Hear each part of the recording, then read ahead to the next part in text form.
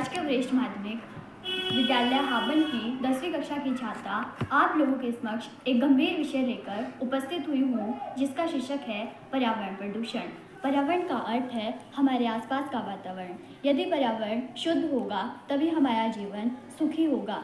पर्यावरण हमें सांस लेने के लिए स्वच्छ वायु, पीने के लिए स्वच्छ जल और भोजन उगाने के लिए ज़मीन से घेरता है। लेकिन मानवीय गतिविधियां इस प्राकृतिक संतुलन को दिन प्रतिदिन खतरे में डाल रही है।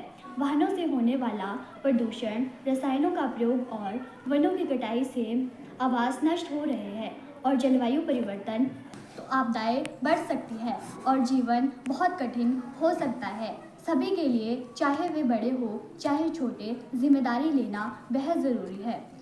कुछ उपयोगी कदमों से एकल उपयोग वाले प्लास्टिक का उपयोग कम करना, ज़रूरत न होने पर लाइटें, पंखे आदि बंद करना पर्यावरण के लिए लाभदायक साबित हो सकता है। पर्यावरण प्रदूषण के कारण अनेक समस्याएं उत्पन्न हो रही है, जैसे ध्वनि प्रदूषण, वायु प्रदूषण, जल प्रदूषण इत्यादि। औद्योगिक प्रकृति के साथ साथ जल हानिकारक कचरा और रसायन बड़ी बेदर्दी से इन स्रोतों में मिल रहे हैं, जिस कारण कर्कश ध्वनि मनुष्य के मानसिक संतुलन को बिगाड़ती है और उसकी कार्य क्षमता को धीरे धीरे कम करती है।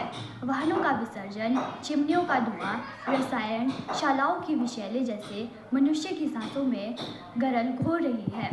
प्रकृति और समृद्धि के नाम पर जहरीला व्यापार दिन प्रतिदिन दुगना होता जा रहा है और प्रदूषण फैलाता जा रहा है। अभी भी सचेत नहीं हुए तो हमारे आने वाली पीढ़ी को प्रदूषित हवा, जल और जानवर और पौधों के विनाश से पीड़ित होगी। हम छोटे छोटे कदम उठाकर पर्यावरण को बचा सकते हैं, जैसे कचरा कम करना, कम बिजली का इस्तेमाल करना, कारपूलिंग करना और सिंगल यूज़ प्लास्टिक का इस्तेमाल न करना। इन मुद्दों के बारे में जागरूकता फैलाना भी उतना ही ज़रूरी है। प्रकृति के बारे में सीख कर और पेड़ लगाने जैसी हर समाधान का हिस्सा बन सकता है।